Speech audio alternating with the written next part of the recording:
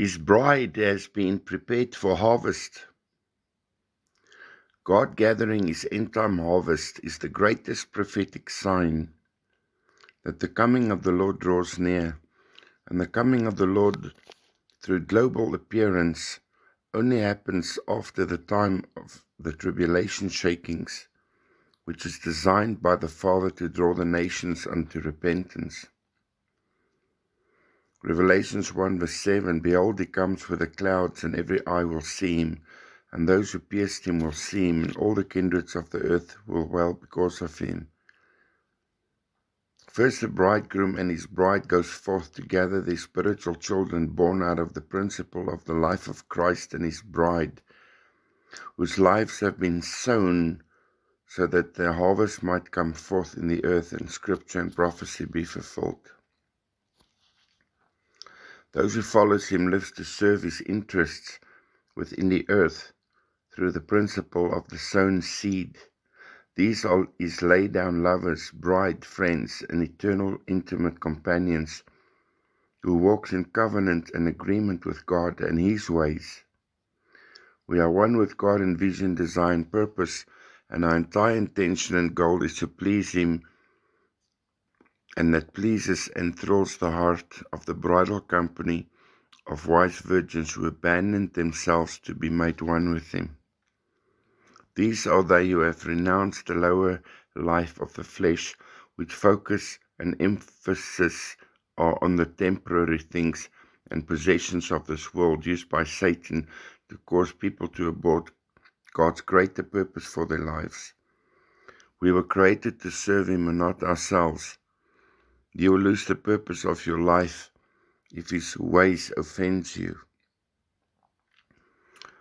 John 12, Jesus said, Truly, I say to you, unless a grain of wheat falls into the ground and dies, it abides alone. But if it dies, it brings forth much fruit. He who loves his life shall lose it, and he who hates his life in this world shall keep it to eternal life. If anyone serves me, let him follow me. And where I am, there also my servant shall be. If anyone serves me, the Father will honor him. It's during the time of the harvest that we'll understand that our redemption draws near. Joel 3 verse 12, Let the nations be awakened and come up to the valley of Jehoshaphat, for there I will sit to judge all the nations all around. Put in a sickle, for the harvest is ripe. Come down, for the press is full, the vats overflow, for the wickedness is great. Multitudes in the valley of decision, for the day of the Lord is near in the valley of decision. The sun and the moon shall be darkened, and the stars shall gather in their light. And this happens only after the tribulation, the sign in the sun, the moon, and the stars. First the Father, who himself is the farmer, gathers the precious fruit of the souls of the redeemed before Christ comes to appear in his day. James 5, Therefore be patient, brothers, until the coming of the Lord. Behold, the farmer waits for the precious fruit of the earth, and has long patience for it until he receives the early and the latter rain. You also be patient and establish your hearts, for the coming of the Lord draws near. Tribulation, tribulum, also known as a tribulation or threshing sledge, was an ancient agricultural tool used for threshing grains, particularly wheat, barley, and oats. Purpose and function. The tribulum was designed to separate the grain from the chaff, the outer husks, and other debris and straw. It consisted of a wooden frame or board, typically 2 to 3 feet wide and 4 to 6 feet long, with sharp stones or metal spikes attached to the bottom. Threshing process. Here's a step-by-step explanation of how the tribulum was used. Remember, the word tribulation comes from the Latin root word tribulum. It's the threshing of the nations through the shaking of the nations before the end can come. First harvest, then he comes. And this is also we'll see the judgment that comes with fire, according to Malachi 3. The day is coming burning like an oven, and who may stand when he appears? And then it says in 1 Corinthians 3 that every man's work shall be tested. And he warns us all how we built and with what we built, whether with gold, silver, or precious stones, the pure revelation that comes from the spirit of wisdom and revelation and the knowledge of God, which are all hidden in Christ, which comes forth only through radical intimacy when we seek Him with all of our hearts. Like He said in John 16, the Holy Spirit will take from what is mine and make it known to you. So in this day of fire, He wants to build us that those who build with chaff, wood, and straw. And this is exactly the purpose of the tribulation, to separate the chaff and the straw from the pure wheat, that which comes from the Spirit of God. So many misunderstands the threshing season of the tribulation. Yes, God did not promise us or point us to wrath, but He never said that we will not suffer tribulation. We are appointed to tribulation. It's a threshing process. The purpose of the tribulum threshing instrument is for harvesting. Grain stalks were cut and gathered into bundles.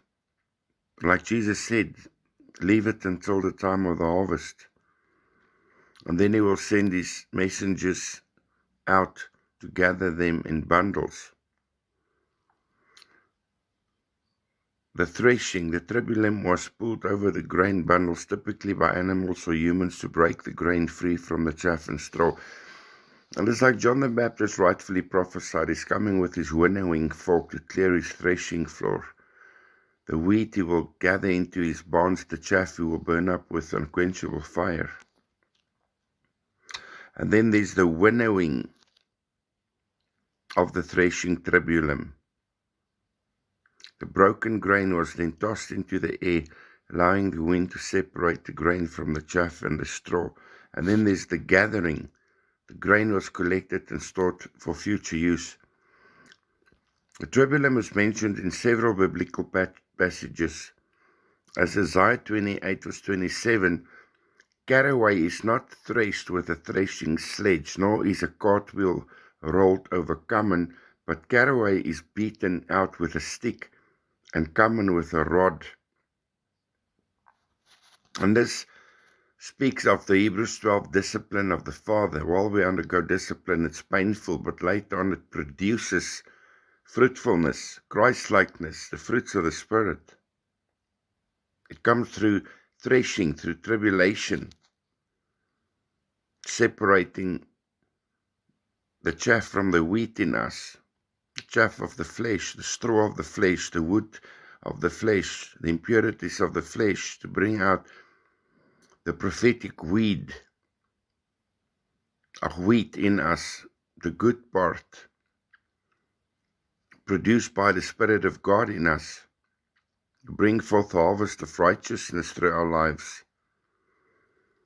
Isaiah 41:15, behold, I make you into a threshing sledge, new and sharp. You shall thresh the mountains and crush them, and you shall make the hills like chaff. This speaks of the crushing and the judgment of opposing satanic kingdoms and regimes, in line with what God says prophetically of this generation in Psalm 110, that your people shall be willing in the day of your power. He speaks of the judgment. We are the kingdom arising by the Spirit of God to thresh the nations and gather His harvest, according to Micah 4.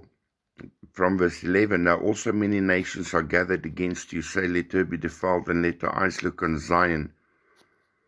But they do not know the plans of the Lord, nor do they understand his counsel, for he has gathered them like the sheaf to the floor.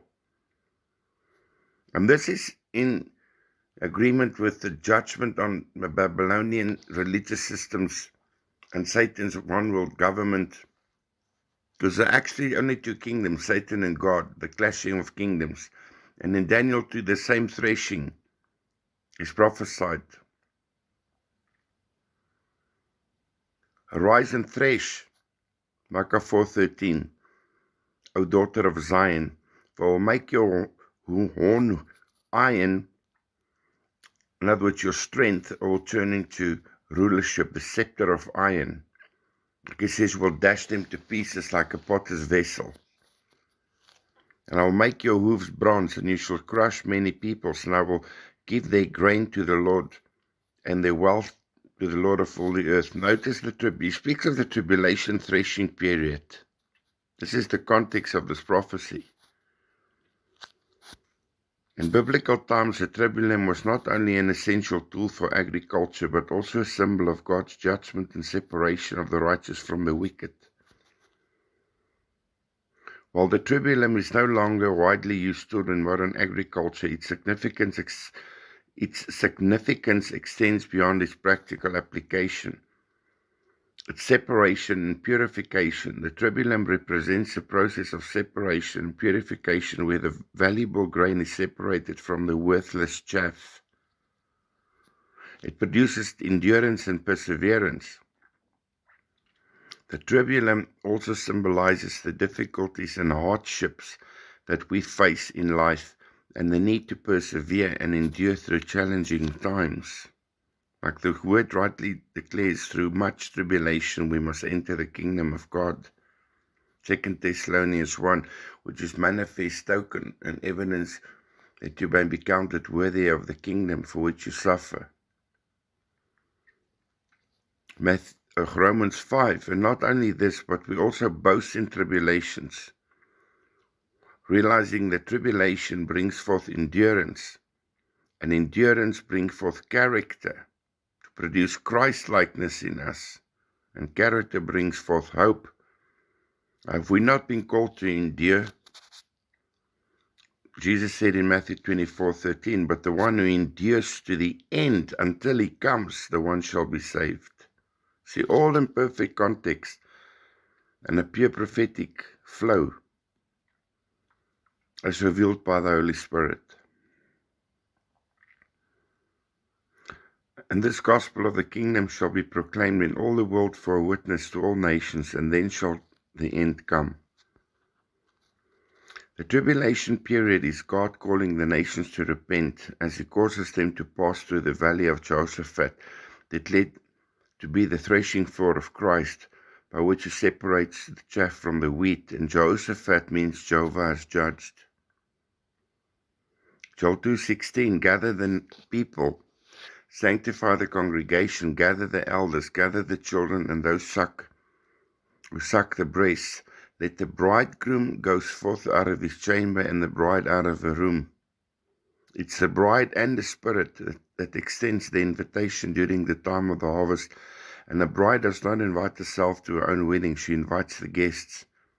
Scripture and prophecy must be fulfilled in her, Matthew 22. So the servants went out into the highways and gathered together as many as they found, both bad and good, and the wedding was filled with reclining guests. Luke 21, verse 25, and there shall be signs in the sun, the moon, and the stars, and on the earth will be anxiety of nations with perplexity in the sea and the waves roaring. Here we are in tribulation. And this sign in the sun, the moon, the stars speaks of the end of tribulation. Matthew 24:29, after the tribulation we shall see the sign in the stars, the moon, and in the sun.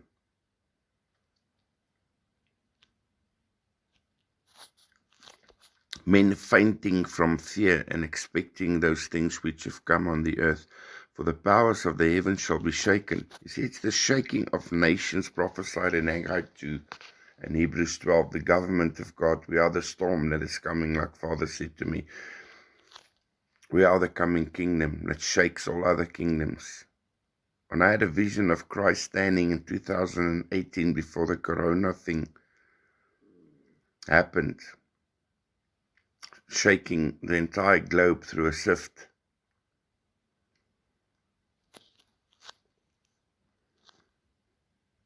And then after the tribulation and all these shakings of the tribulum to bring forth the harvest and the cleansing of the harvest and the cleansing of God's people, then shall they see the Son of Man coming in a cloud with power and great glory.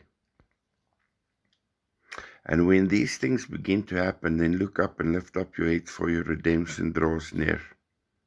He's not just coming to redeem his bride, he's also coming to gather his harvest through his redeemed bride. It must be noticed and clearly understood that the sign in the sun, moon, and stars only happens after the time of the harvest through tribulation. As Jesus rightfully said and prophesied in Matthew 24:29, immediately after the tribulation of those days shall the sun be darkened, and the moon shall not give a light, and the stars shall fall from heaven, and the powers of the heavens shall be shaken. And then shall appear the sign of the Son of Man in heaven, and then shall all the tribes of the earth mourn, and they shall see the Son of Man coming in the clouds of heaven with power and great glory. And he shall send his angels with a great sound of a trumpet, and this is the last trumpet, which means we go through all the consecutive trumpets first. Even like it is prophesied in Joel 2, blow the trumpet in Zion, sound the alarm in my holy mountain, all in context. First harvest before he can come. Jesus recently absolutely blew my mind when he said that now again he shall be glorified through the sown life of his bride, who has willingly laid themselves down in obedience to his call, to follow him in the way of the cross, in obedience to the death of self and its fleshly, lustful, corrupted, selfish ways. Now again he shall declare through the life of his true consecrated bride, according to John 12:28, the time has come for the Son of Man to be glorified again within his bride. How? Through the principle of a sown seed, a laid down life. Truly, truly, I say to you that unless the grain of wheat falls into the ground and dies, it remains alone. But if it dies, it bears much fruit. There comes the harvest of the sown seed.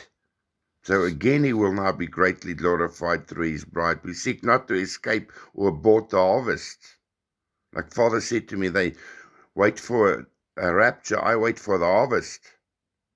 Harvest first, and then he comes in the day of resurrection, the last day. Like Jesus rightfully said 3 times in John chapter 6, I will raise them up at the last day.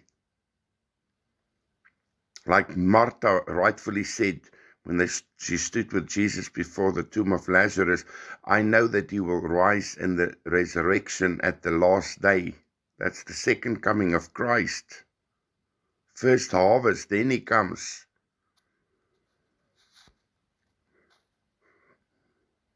About this call to lay ourselves down to become useful within the earth as sons and daughters who are led by his Spirit, and not fleshly, lustful, earthly things, nor worldly pleasures, nor earthly possessions. The Spirit of God spoke to me through a voice of fiery passion which burned through my entire being in 2011 after I've completed one of my kingdom exploits. The Father said, there are no adequate words that can articulate the majestic honor and glory that permeates a life that was sacrificed so that the God of wonders might be glorified. It has eternal consequences that only eternity will tell. Yet most of God's children forfeit this honor and throw it back into his face because they'd rather choose to settle for the lower life lived in the selfish ways of their flesh, by which they are distracted by earthly desires. Consider 2 Timothy 3. Know this, that in the last days perilous times shall come. For men will be lovers of themselves, lovers of money, braggarts, proud, blasphemers, disobedient to parents, unthankful, unholy, without natural affection, implacable, slanderers, without self-control, savage, despisers of those who are good, betrayers, reckless, egotistical, lovers of pleasure rather than lovers of God, having an outward appearance of godliness, but denying the power of true godliness. But as for you, turn away from all of these. We bless and honor the Lord for His word in Jesus' name.